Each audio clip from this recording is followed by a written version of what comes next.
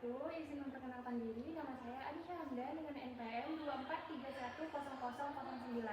Baiklah, di sini saya akan melakukan skill lab 2 yaitu pemeriksaan fisik paru. Yang pertama yang kita lakukan adalah inspeksi.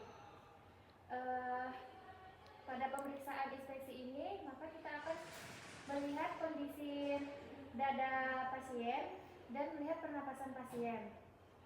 Kemudian kita melihat untuk konjungtivanya. Baik, dari hasil pemeriksaan mata pasien tidak pucat, leher juga tampak normal dan tidak ada pembengkakan kelenjar. Kemudian sebelum kita masuk ke pemeriksaan selanjutnya, kita akan menyuruh pasien untuk melepaskan pakaian. Bapak bisa melepaskan pakaiannya terlebih dahulu. Jika sudah, kita masuk ke pemeriksaan kedua yaitu palpasi. Nah, palpasi ini dengan meletakkan kedua tangan kita di dada pasien. Jika kita tekan, kita tanya kepada pasien apakah ada nyeri atau tidak. Kemudian kita menyuruh pasien untuk tarik napas yang dalam untuk merasakan pengembangan dada. Jika sudah, maka pada hasil pemeriksaan dada kanan dan kirinya tampak seimbang. Kemudian kita meminta pasien untuk menyebutkan angka 77. Setiap kali kita tempelkan tangan kita di dada. Di sini getaran suara pasien sama kuat di sisi kanan dan kirinya. Itu menandakan bahwasanya normal. Kemudian jika sudah, kita masuk ke perkusi. Di perkusi ini kita akan mengetuk dada pasien dengan cara tangan kiri kita tempelkan dan nanti akan diketuk menggunakan tangan kanan kita dengan cara melambungkan tangan kanan kita dan mengetuk di tangan kiri kita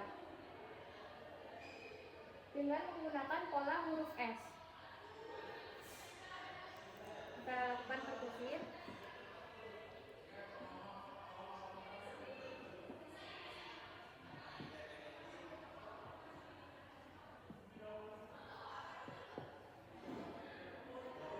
Nah, jika normal maka suaranya itu terdengar suara sonor. Artinya paru-paru Bapak terisi dengan udara yang baik dan batas organ hatinya juga normal. Kemudian jika sudah melakukan perkusi, yang terakhir kita melakukan auskultasi, yaitu mendengarkan menggunakan stetoskop.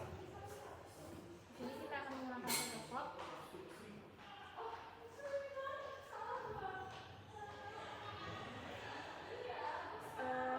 Kita akan menyuruh pasien untuk tarik nafas lewat mulut dan buang pelan-pelan melalui hidungnya.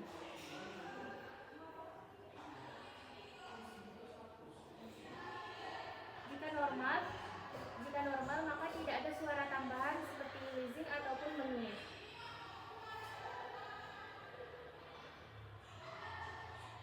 Dari hasil pemeriksaan, di sini pasien tampak normal. Jika ada suara wheezing ataupun menangis, maka bisa dipastikan pasiennya terkena tuberkulosis paru. Baiklah, mungkin sampai di sini saja yang dapat saya sampaikan. Lebih dan kurang saya mohon maaf. Saya akhiri. Wassalamualaikum warahmatullahi wabarakatuh.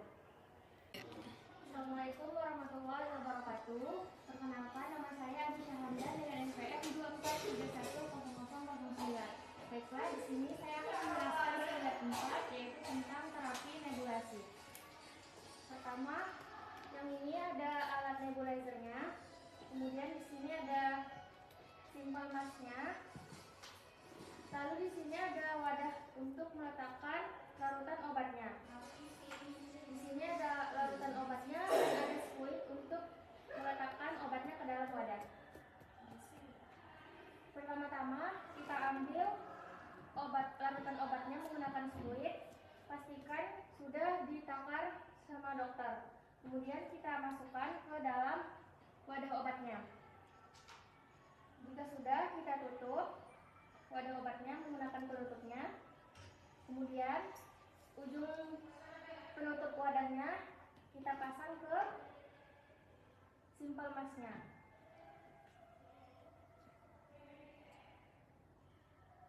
Jika sudah,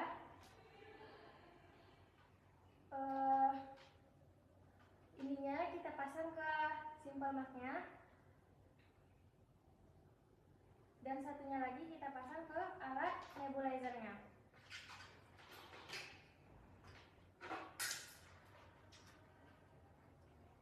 Jika sudah, ininya kita colokkan ke stop kontaknya.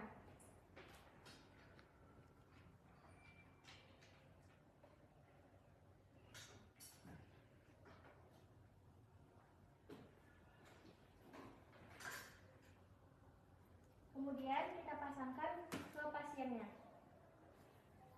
Kita pasangkan.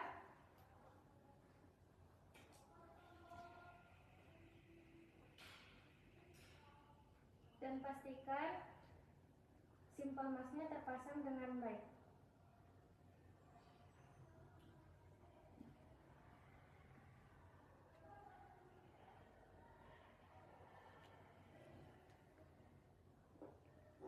Jika sudah, maka kita akan menghidupkan tombol on-nya untuk memulai pengeluaran uap dari larutan obat. Jika sudah, maka kita tunggu sekitar 10-15 menit sampai larutan obatnya habis. Jika sudah habis, maka kita akan menekan tombol off-nya untuk menghentikan uap dari nebulasinya. Jika sudah, maka kita melepaskan maskernya dari pasiennya. Jika sudah dilepaskan, maka alat-alat yang tadi kita buka kembali dan dibersihkan, kemudian simpan di tempat yang steril dan aman. Baiklah, mungkin cukup sampai di sini yang dapat saya sampaikan. Lebih dan kurang saya mohon maaf. Assalamualaikum warahmatullahi wabarakatuh. Assalamualaikum warahmatullahi wabarakatuh. Izin perkenalkan diri, nama saya Anisha Hamdan dengan NPM 24310009. Baiklah, di sini saya akan menjelaskan terapi oksigen. Yang pertama-tama, sebelum memulai terapi oksigen, pastikan dulu dokter sudah steril, mencuci tangan dan memakai handphone. Jika sudah memakai handphone, maka kita akan melanjutkan terapi oksigen. Untuk tujuan dari terapi oksigen ini yaitu untuk mencegah hipoksia dan jaringan, kemudian untuk menurunkan kerja pernapasan dan menurunkan kerja otot jantung. Kemudian kita untuk alat-alatnya itu ada nasal kanul dan non-breathing mask. Pastikan semua alat-alatnya dapat digunakan dengan baik dan tidak ada kebocoran. Untuk yang pertama, kita menggunakan nasal kanul ini untuk pertolongan pertama. Nasal kanul ini kita gunakan yang pertama, kita longgarkan dulu dan tipnya mengarah ke atas. Kemudian kita fiksasi di bawah telinga. Kemudian kita masukkan ke hidung pasiennya. Setelah itu kita ketatkan ke kepala pasiennya.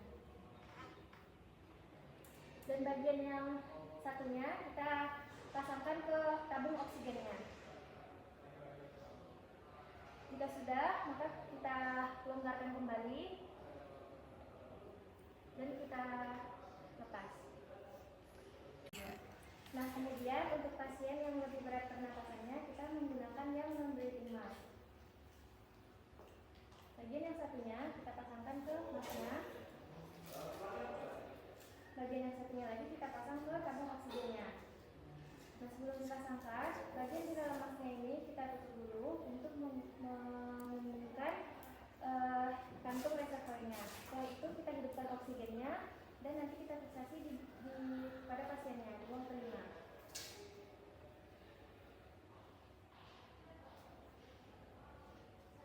Pastikan semua terpasang dengan sempurna. Nah, baiklah, mungkin cukup sekian yang dapat saya sampaikan. Lebih dan kurang saya mohon maaf. Saya akhiri. Wassalamualaikum warahmatullahi wabarakatuh.